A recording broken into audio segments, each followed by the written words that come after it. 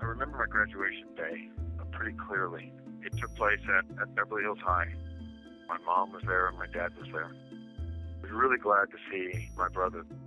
My brother spent most of his time on the East Coast, so I was really glad whenever he was out in California and I was able to spend some time with him.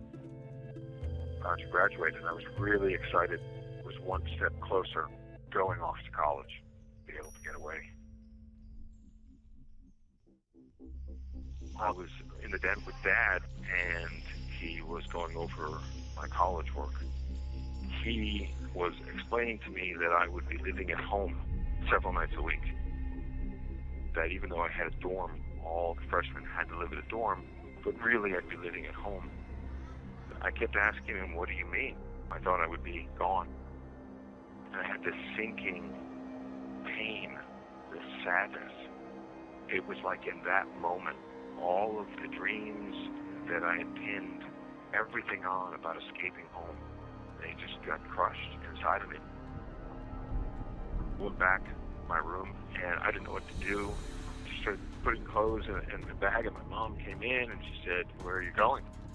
And I said, I'm just going to a friend's house for a few days.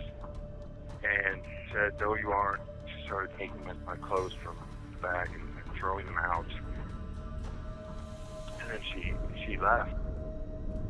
My dad came in a few minutes later, and he pushed me up against the window, and he had his arm against my neck and said, do we have a problem? And I said, no. And he said, you better be here when I get back from my trip. At that point, I just was defeated. I didn't have the strength to argue with him. I certainly wasn't going to fight back. I just felt dead inside.